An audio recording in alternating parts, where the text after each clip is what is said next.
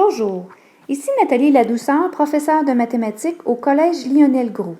Bienvenue à cette capsule d'information sur les fractions algébriques, les additions et les soustractions. Alors, considérons un premier exemple, exemple 1, soit l'addition suivante, 2 plus 1 sur x.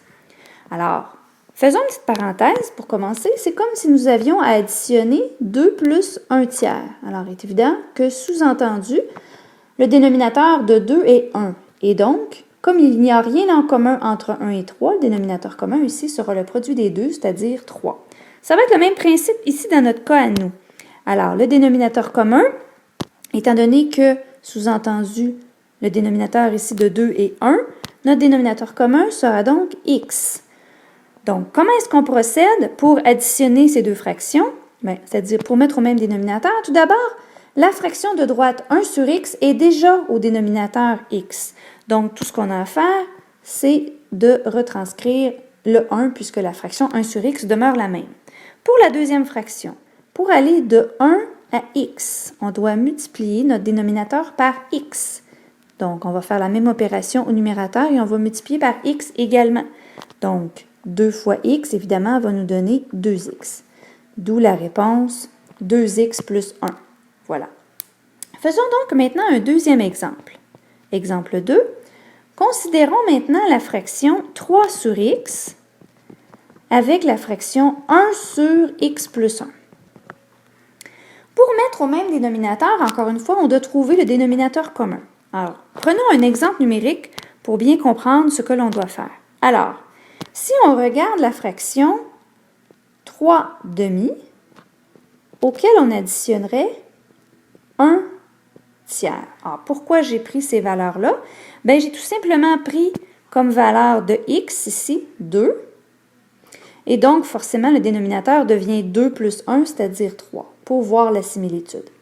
Alors, revenons à notre exemple numérique. Quel serait le dénominateur commun entre 2 et 3? Bien, comme il n'y a rien en commun ici entre 2 et 3, le dénominateur commun va être le produit des deux, donc 6. Ça va être le même principe pour nous avec notre algèbre, c'est-à-dire que x et x plus 1 sont deux facteurs distincts. Et on ne peut pas dire que x est commun entre les deux. De la même façon ici que 2 et 3 n'avaient rien en commun, même si 3, dans le fond, correspond à 2 plus 1. Donc, autrement dit, quand vous avez une addition à l'intérieur d'un facteur, on n'a pas le choix de prendre le facteur au complet. Et donc, comme il n'y a rien en commun entre x et x plus 1, le dénominateur commun sera tout simplement le produit des deux dénominateurs, donc x fois x plus 1. De la même façon, pour mettre au même dénominateur, regardons par quoi on a multiplié x pour se rendre à x fois x plus 1. Bien évidemment, ici, on a multiplié par le facteur x plus 1. Donc, faisons la même opération au numérateur et multiplions par x plus 1 notre numérateur. Alors, on va obtenir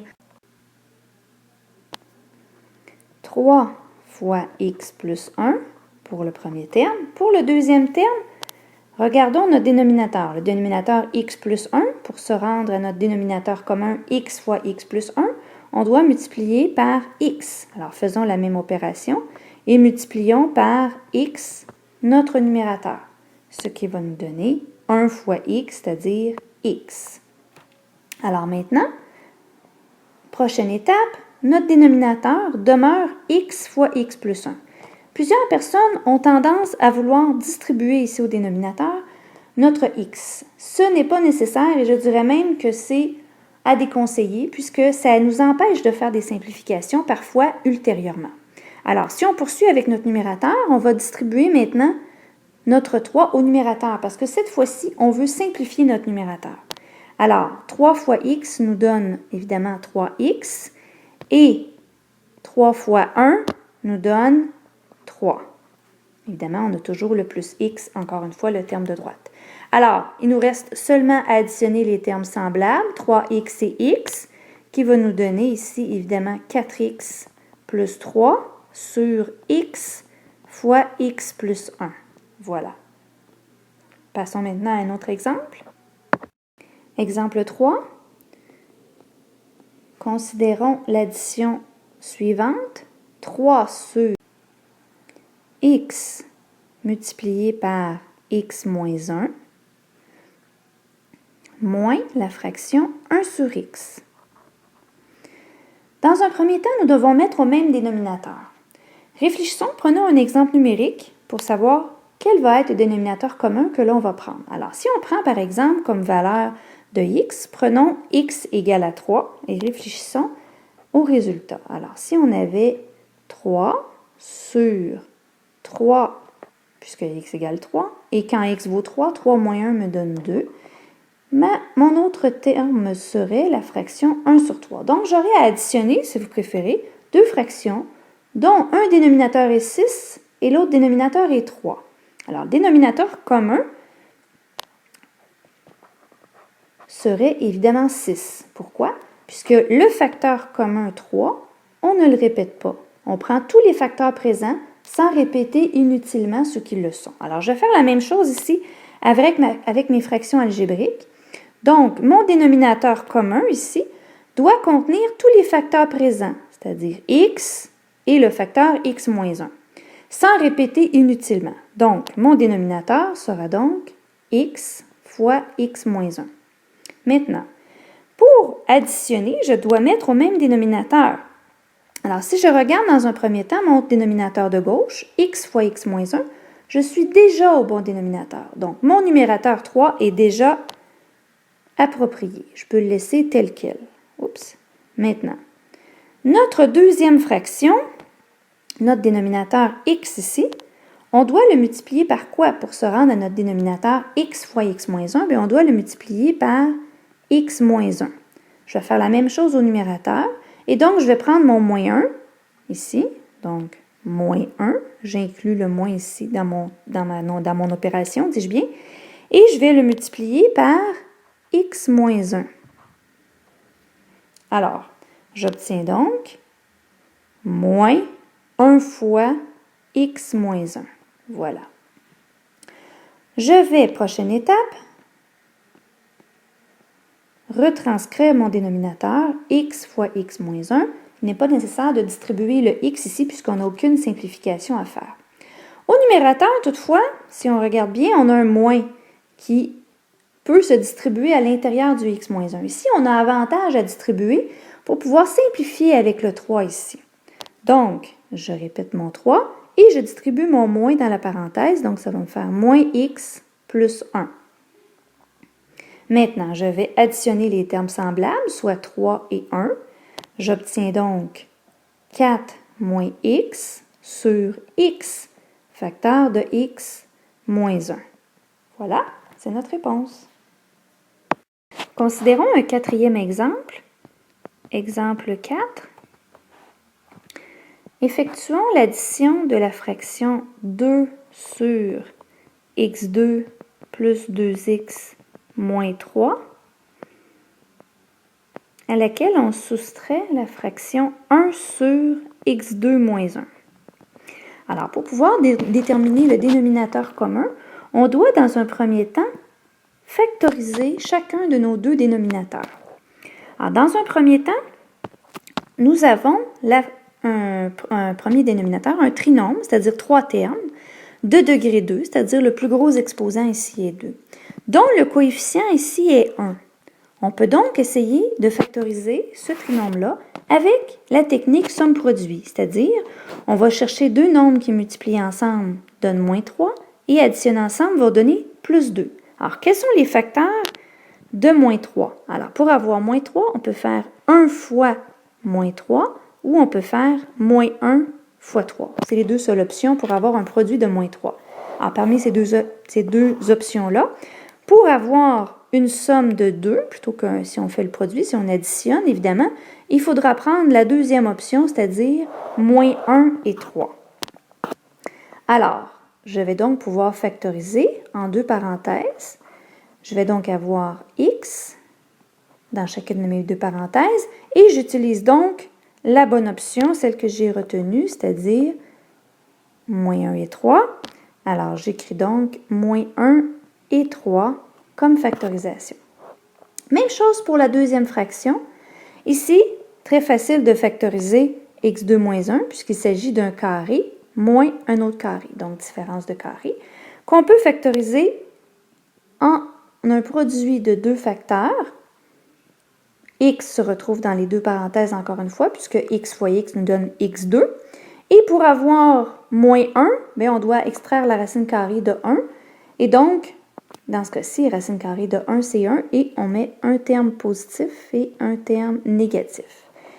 Si vous avez de la difficulté avec les factorisations, je vous invite à consulter les capsules d'information sur la factorisation, différence de carré et factorisation d'un trinombre de deuxième degré. Alors, poursuivons avec notre addition. Le dénominateur commun ici, on se rappelle, doit prendre tous les facteurs communs sans répéter inutilement ceux qui le sont. Alors ici, j'ai le facteur x moins 1 qui est répété deux fois. Je le prends une seule fois. Alors, je prends le facteur x moins 1. Je prends également le facteur x plus 3 et également le facteur x plus 1 aussi. Donc, une fois que j'ai terminé cette opération, je vais me demander par quoi je dois multiplier mon dénominateur ici, x moins 1 fois x plus 3, pour arriver à mon dénominateur commun. Alors, je dois multiplier ici par le facteur manquant, c'est-à-dire x plus 1. Alors, si je multiplie mon dénominateur par x plus 1, j'obtiens mon dénominateur commun. Je fais la même opération avec mon numérateur. Donc, je vais donc avoir 2 facteurs de x plus 1. Ensuite, j'effectue la même chose avec la deuxième fraction. Alors, j'ai le dénominateur, x plus 1, x moins 1. Par quoi est-ce que je vais multiplier pour arriver à mon dénominateur commun? Alors, je vais donc devoir multiplier par le facteur manquant, c'est-à-dire le facteur x plus 3. Je vais faire la même chose avec mon numérateur. Au numérateur, j'ai moins 1. Je vais donc multiplier mon moins 1 par le facteur manquant, c'est-à-dire x plus 3. Mon dénominateur ici, on laisse les trois facteurs comme ça sans les distribuer, au cas où qu'on aurait une simplification à faire un peu plus tard. Par contre, au numérateur, nous avons une soustraction. Donc, c'est avantageux de distribuer pour pouvoir additionner les termes et simplifier. C'est ce que je vais faire. Alors, je vais distribuer le 2, donc 2 fois x, 2 fois 1. J'obtiens donc 2x plus 2. Et je fais la même chose également avec le moins 1 que je distribue à l'intérieur de la parenthèse. J'obtiens donc moins x, on efface comme il faut. J'obtiens donc moins x moins 3.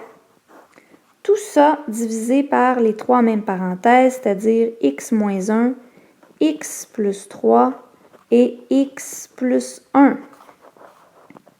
Il me reste seulement à additionner les termes semblables. Donc, 2x moins x, il me reste x.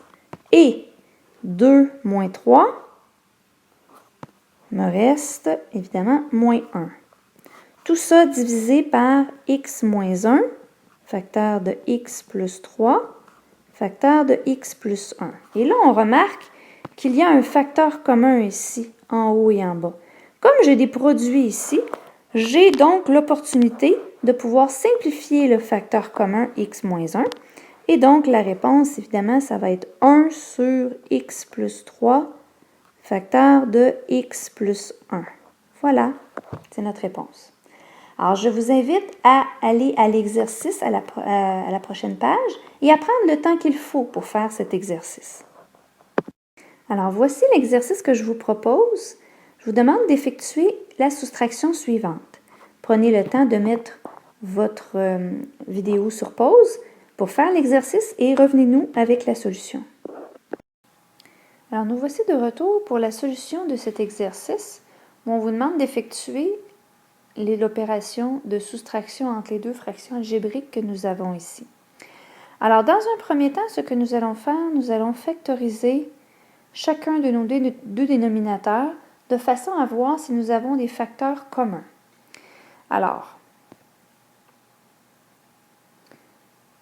notre première fraction, 2, notre dénominateur, x2 moins 3x plus 3, est un trinombre de degré 2, dont le coefficient du terme en x2 est 1. Donc, nous pouvons faire somme produit avec 2 et moins 3, c'est-à-dire chercher deux nombres qui multiplient ensemble donne 2 et additionner ensemble donne moins 3. Alors, les deux nombres en question sont moins 2 et moins 1. Alors, si on multiplie ensemble moins 2 et moins 1, nous obtenons un résultat de 2. Et si on additionne plutôt que de multiplier moins 2 et moins 1, nous obtenons une somme de moins 3. Ainsi, je vais factoriser mon premier dénominateur sous la forme x fois x. Et les deux constantes que je vais ajouter sont celles que nous venons de trouver, c'est-à-dire moins 2 et moins 1. La deuxième fraction est plus simple à factoriser puisqu'il s'agit d'un binôme, donc seulement deux termes, un binôme de degré 2, donc chacun des deux termes contient un x. Donc nous pouvons facilement factoriser en faisant une mise en évidence simple de x. Il nous reste donc x moins 2 dans la parenthèse. Notre dénominateur commun doit contenir tous les facteurs présents. Donc, premier facteur, le facteur x moins 2, je l'écris au dénominateur. J'ai aussi le facteur x moins 1 que je vais écrire au dénominateur. Dans notre deuxième fraction, nous avons le facteur x et le facteur x moins 2. Le facteur x moins 2 est déjà là, on ne le répète pas. Mais le facteur x, lui n'est pas là. Donc, nous allons ajouter le facteur x. Notre dénominateur est donc x fois x moins 2 fois x moins 1. Maintenant, notre première fraction, pour passer de x moins 2, x moins 1 à notre dénominateur ici commun, il nous manque le x. Donc, nous devons multiplier à la fois le numérateur et le dénominateur par x. Donc, notre numérateur deviendra donc 2 fois x, c'est-à-dire 2x. Par la suite, notre deuxième fraction est x moins 2, x moins 2 comme dénominateur. Pour passer à notre dénominateur commun, il nous manque le facteur x moins 1 ici. Je vais donc devoir multiplier à la fois mon numérateur et mon dénominateur par x moins 1. Donc, mon moins 1 va devenir moins 1, sous-entendu, le 1 est sous-entendu, multiplié par x moins 1. La prochaine étape consiste à distribuer notre moins à l'intérieur de la parenthèse. Donc, de changer les signes.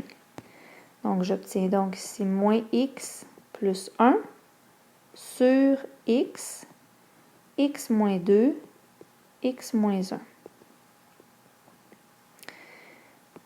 J'additionne les termes semblables. X moins x va nous donner x plus 1 sur x, x moins 2, x moins 1. Voilà. Si on avait eu au numérateur x moins 1 en effectuant la multiplication ou la simplification, on aurait pu simplifier. Mais dans l'état actuel des choses, on ne peut pas faire aucune simplification. Donc, la réponse demeure la même. X plus 1 sur x fois x moins 2, x moins 1. Voilà. J'espère que cette capsule vous aura été utile. Bonne journée.